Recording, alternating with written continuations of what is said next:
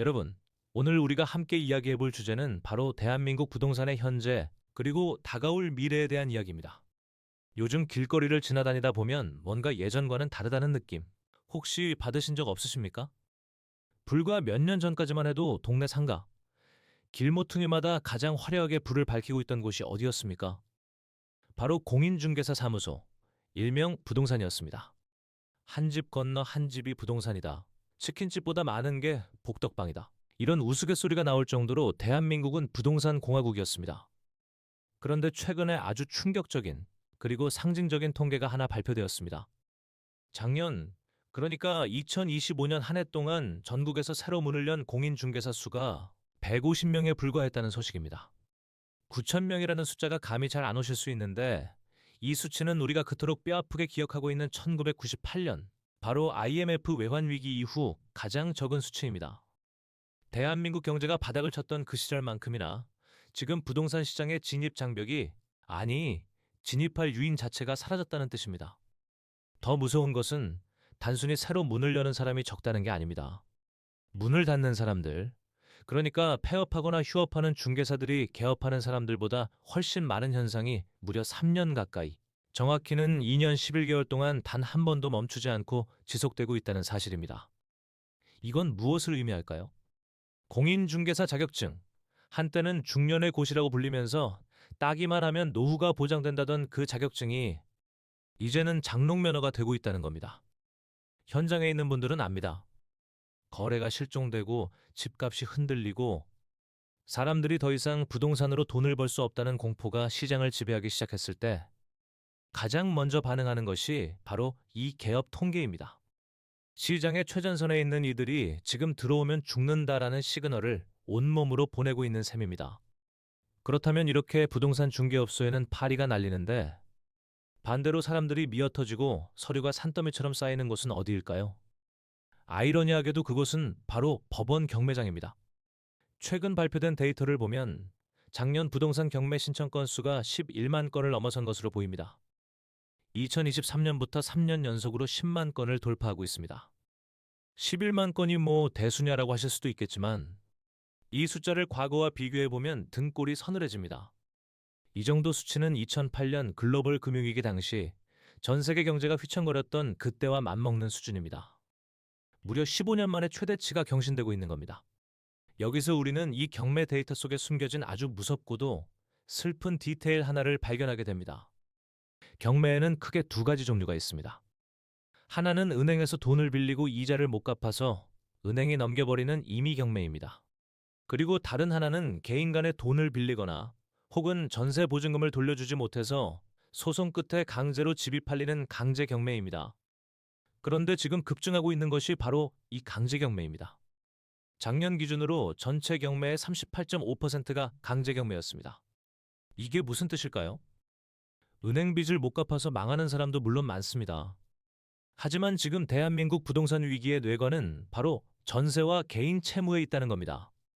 집주인이 세입자에게 전세금을 돌려주지 못해서 혹은 2020년과 2021년 그 뜨거웠던 상승장에 지금 아니면 평생 벼락거지가 된다는 공포에 휩싸여 영혼까지 끌어모아 집을 샀던 2030년 꿀족들이 개인 빚을 갚지 못해 집이 강제로 털리고 있다는 이야기입니다.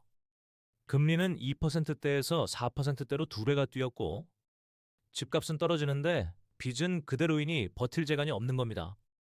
전문가들은 2024년과 2025년에 접수된 이 수많은 경매 물건들이 실제 입찰장에 쏟아져 나오는 시점이 바로 올해 하반기가 될 것이라고 경고합니다. 진짜 태풍은 아직 상륙하지 않았을지도 모른다는 공포가 여기에 있습니다. 도대체 우리는 왜 이렇게까지 부동산에 목숨을 걸게 되었을까요? 왜 대한민국에서 집은 사는 르봇이 아니라 사는 바이것이 되었으며 이 거품이 꺼지는 것에 온 나라가 벌벌 떨게 되었을까요?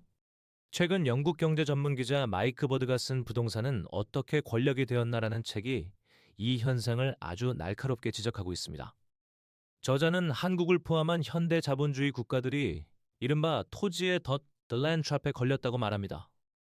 토지의 덫이란 무엇인가? 아주 간단합니다.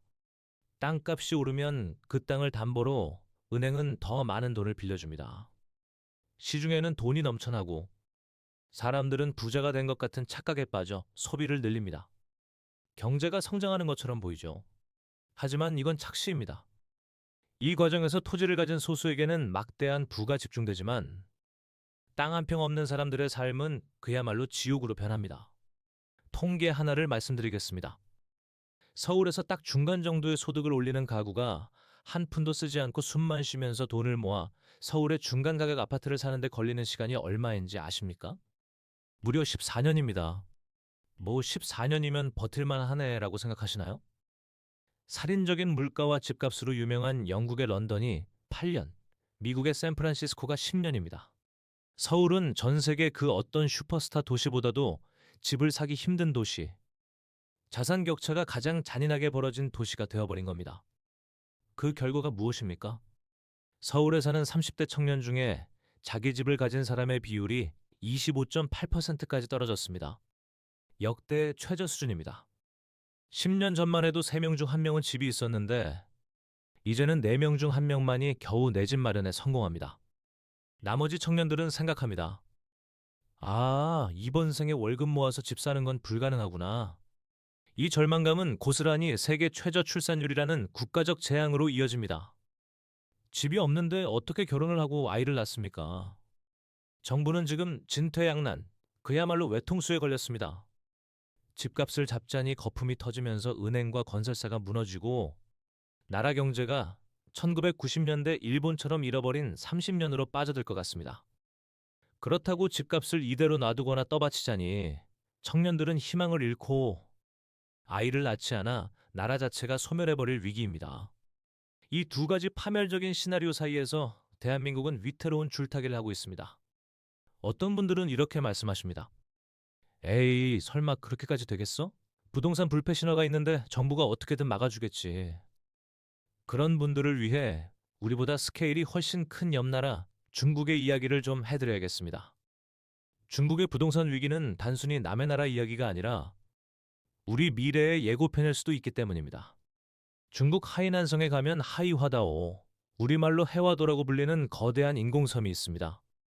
꽃 모양으로 만들어진 이 섬은 중국 최대의 부동산 개발업체 헝다그룹이 무려 13조 원 이상을 쏟아부어 만든 야심작이었습니다. 그들의 포부는 대단했습니다. 우리가 중국판 두바이를 만들겠다. 전 세계 부호들이 요트를 타고 들어와서 쇼핑하고 휴양하는 지상 낙원을 건설하겠다.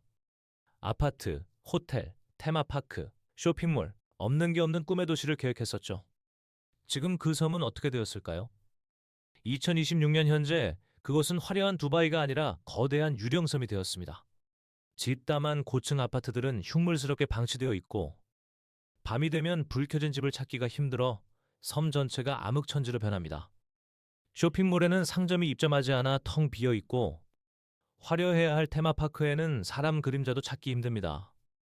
그나마 그곳에 사는 사람들은 누구일까요? 전 세계 부호들이 아닙니다. 중국 북쪽 지방의 추위를 피해서 내려온 은퇴한 노인들이 겨울 한철 잠깐 머물다 가는 곳이 되었습니다.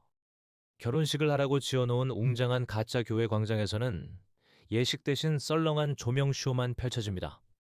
이 프로젝트를 주도했던 헝다그룹의 슈자인 회장은 감옥에 갔고 헝다는 사실상 공중분해되었습니다. 더 심각한 문제는 헝다 같은 부실 기업만 무너지는 게 아니라는 겁니다.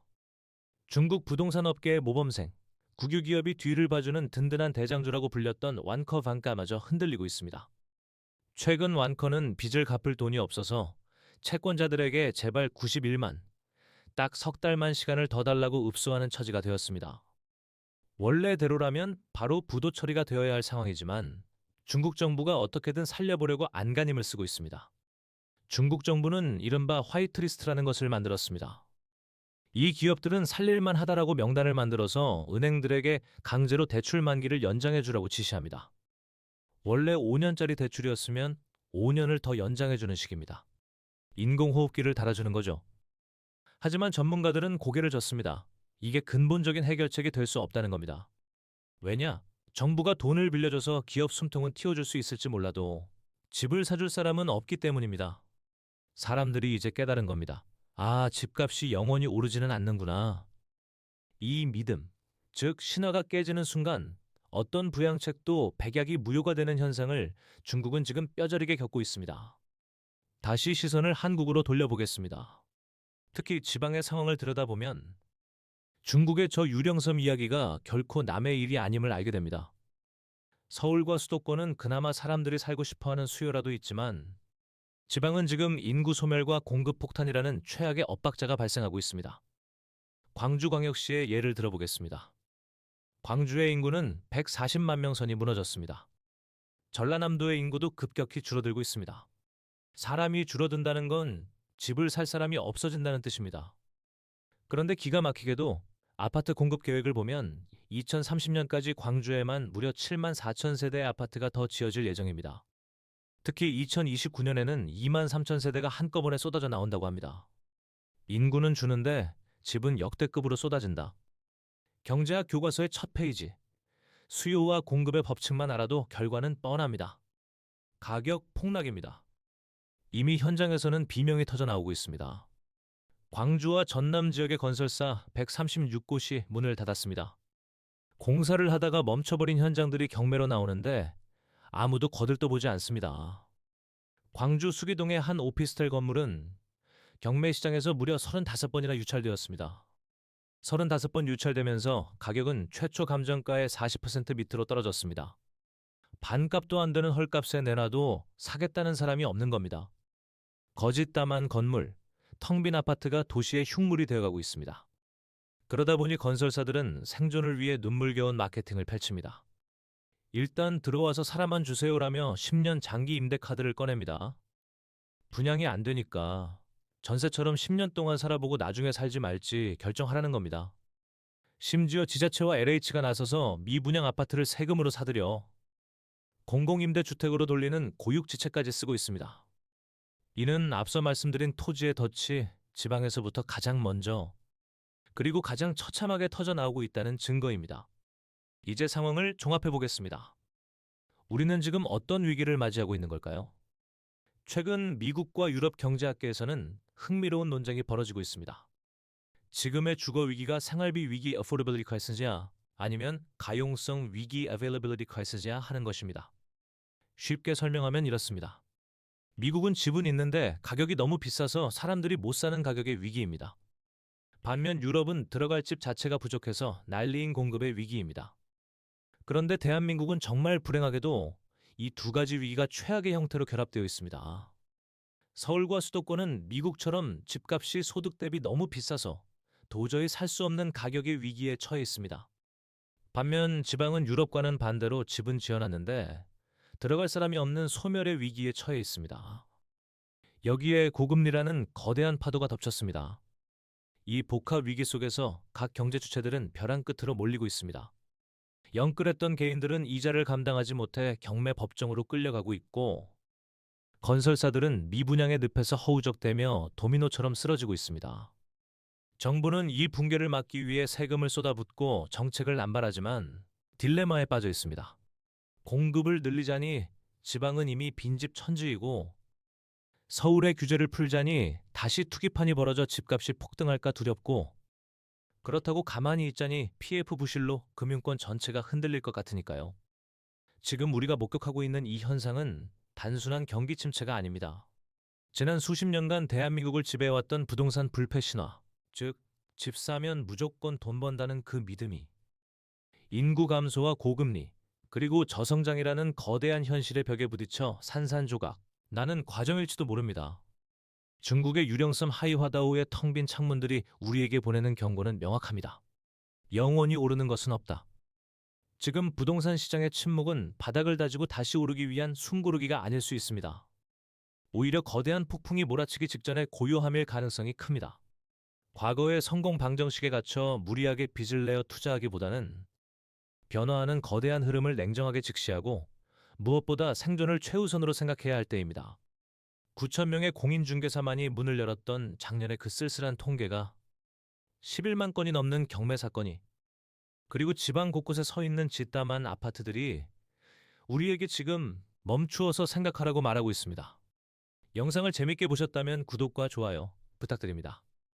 더 좋은 영상을 만드는데 큰 힘이 됩니다. 감사합니다.